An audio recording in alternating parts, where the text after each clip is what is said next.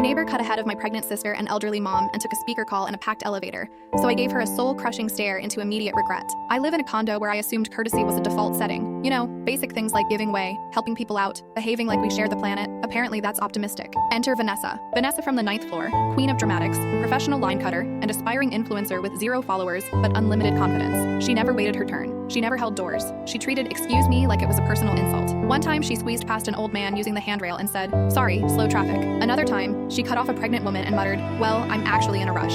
She was a walking red flag with a blowout. One morning, I was waiting with my pregnant sister and my mom, who walks slowly and relies on her cane. Behind us was a whole line of regular condo residents. Students half awake, office workers clutching coffee, gym people still sweating, neighbors ready for their morning commute. By the time the elevator arrived, it was already half full. We were clearly the ones who needed priority. Everyone saw it. Everyone silently agreed. Everyone shifted aside for my mom and sister. Everyone, except Vanessa. She clacked her way toward us.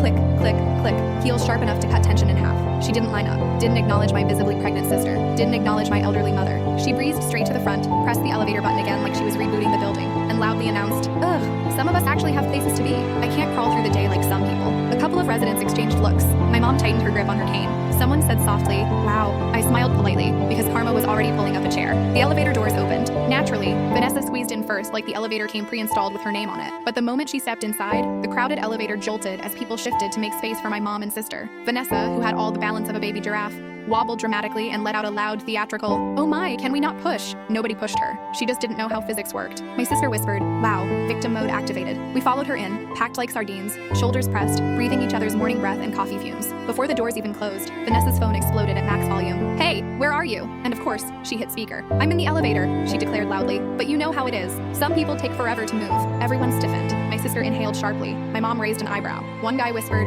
"Unbelievable." But Vanessa never knows when to stop. She added the line that turned the whole elevator into a pressure cooker of disgust. "I swear, if I have to keep waiting like this every morning, I'll start to think this place is becoming a retirement home." It wasn't loud, it wasn't direct, but the meaning slapped every nerve in the room. A woman near the door muttered, "Girl, what is wrong with you?" And that was when my patience simply ran out. Not loudly, not dramatically, just finally. I cleared my throat. Vanessa looked up, and I delivered the stare. Not an angry stare, not a dramatic stare. A cold, unblinking, soul-crushing stare. The kind that says, "Your entire personality is now under review." Vanessa froze. She tried to keep talking.